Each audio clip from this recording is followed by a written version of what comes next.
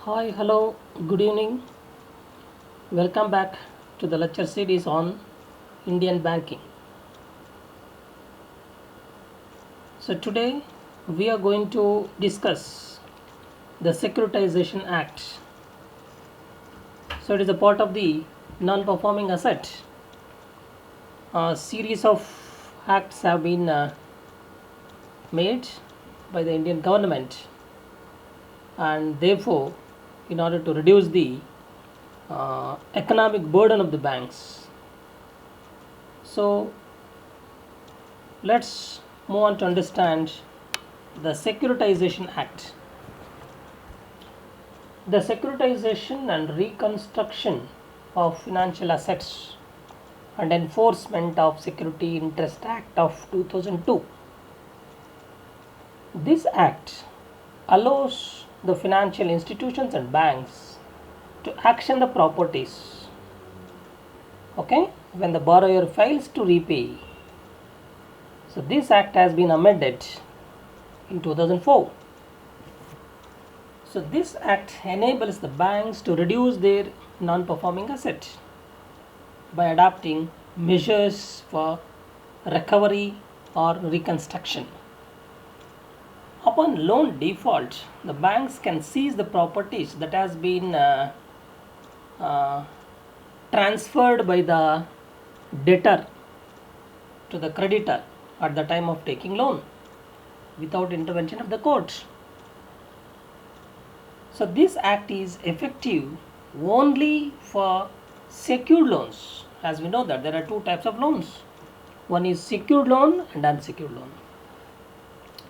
If the loan is sanctioned for any security, real estate or gold or any other capital assets, so then such loan is called secured loan, where the bank can enforce the underlying security. It may be hypothecation, pledge, and mortgage of the property, documents, etc. In such cases, court intervention is not necessary. If the security is not there, okay, unless the security is invalid or fraudulent. However, if the asset in question is an unsecured asset, the bank would have moved to the court of justice to file a suit against the defaulter. If the asset has been transferred, the particular asset is invalid asset, then before the banker, the option to go to the court, civil case has been sued against such defaulter. So this is all about the introduction part to the Securitization Act. So now, before going to understand in detail about this act, so let's have a look on the history of this act. Before this act, Securitization Act, Recovery of Debts Due to Banks and Financial Institution Act of 1993 was prevailed. It was used for recovery of default loans. It had various features such as debt recovery tribunal and debt recovery appellate tribunals, okay, so through which it has given the right to the banker to use their power. However, there are several loopholes that we could able to identify in this 1993 act, so that were misused by the borrower and as well as even the lawyers. So this situation led to the government of India to introspect the act, and it has come forward to make some reform into this act. So therefore, the government of India formed a committee to look into the matter led by Mr. Adya Arujina. Andhya Arujina was appointed. So this committee has recommended the new legislations to be made and that empowers the bankers and other financial institutions to take possessions on this issue called NPA. How it works? This act gives powers of seize and desist to banks. Banks can give the notice in writing to the defaulter,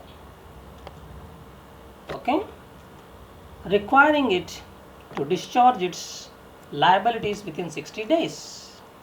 If the borrower fails to make answers for this notice, the bank could take the recourse in one or two of the following measures as per this new act, Securitization Act. Number one, the bank could able to take the possession of the security for the loan.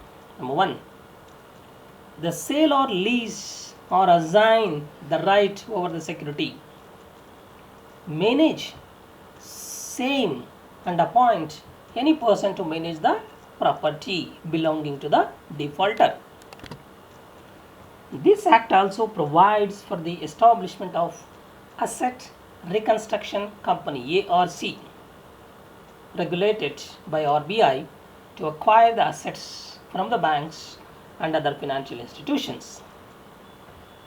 This acts provides for sale of financial assets by banks and other financial institutions to Asset Reconstruction Company. Okay, the asset belonging to the defaulter could be seized and that could be sold to this ARC. RBI has issued guidelines to banks on the process to be followed for sales of financial assets to ARCs. So there are certain conditions under which the banks and other financial institutions could be able to sell the property or assets belonging to the defaulter to the ARC. Number one, so debt must be secured. Number two, the debt has been classified as an NPA by the banks. The outstanding dues are 1 lakh and above and more than 20% of the principal loan amount and the interest thereon. The security to be enforced is not for agricultural land. So there are certain rights given to the borrower. So through this Securitization Act, what could be done by the defaulter? The borrowers or the defaulters can any time before the sale is concluded remit the dues, whatever the dues they have, to the banker and avoid losing the security. Number one, in case any unhealthy illegal act is done by the banking officials or authorized officials, he or she will be liable for penal consequences. Number two, the borrowers will be entitled to get the compensation for such acts rendered by the authorized officials to the defaulter, suspected defaulter. Number three, for assessing the grievances, the borrowers can approach firstly the DRT and thereafter DRAT in appeal. The limitation period is 45 days.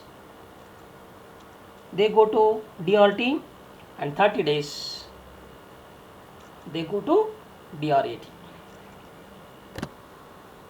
What are the methods of recovery before the bankers and other financial institutions about the such assets? There are two recovery methods that has been given. The provision is given in this act. Okay, number one, securitization and asset reconstruction.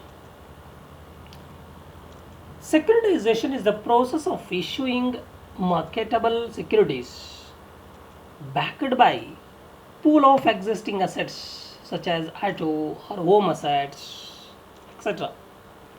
After an asset is converted into a marketable asset, it can be sold. A securitization company or a reconstruction company may raise funds from only the qualified institutional buyers by forming schemes for acquiring financial assets. Number 2, asset reconstruction. So this act has given but enacting this act has given but to the asset reconstruction company in India. It can be done by either proper management of the business of the borrower, or by taking over it, or by selling a part of the business premises, or whole of the business, or any rescheduling of the payment. So, okay, the asset reconstruction company, it has the power to recommend the banks to go for rescheduling the payment of debt payable by the borrower, enforcement of security interest in accordance with the provisions of this act.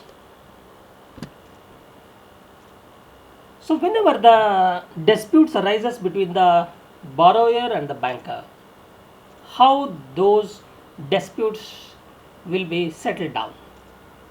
Wherein disputes relating to the securitization and reconstruction and non-payment of the amounts arises among the parties involved. Such disputes shall be settled down by the conciliation or arbitration as provided in the Arbitration and Conciliation Act of 1996, as if the parties to the dispute have consented in writing for determination of such disputes by conciliation or arbitration, and the provisions of that act shall apply accordingly. So there are some special situations under which, okay, this act is not applicable. Number 1, any security interest for securing repayment of any financial asset not exceeding 1 lakh rupees. Number 1, any security interest created in agricultural land. We already came to know that agricultural land is not under the not come under the purview of any act for the recovery. Any act, any security, any asset in which amount due is less than the 20% of the principal amount, that time this act has not given the provision. This Securitization Act is not applicable to the non-banking financial companies, but it is certainly applicable to all public sector institutions. Let's conclude with this. The high level non-performing asset or bad loans, bad assets has led to the lower interest income and loan loss provisioning requirements, which reduces the profitability of the banker. Okay, so in order to strengthen the banking system, this act intended to strengthen the banking activities and banking system and other financial institutions to recover the loan faster from the borrowers. So with this we can conclude. See you in the next class. Bye. Have a good day.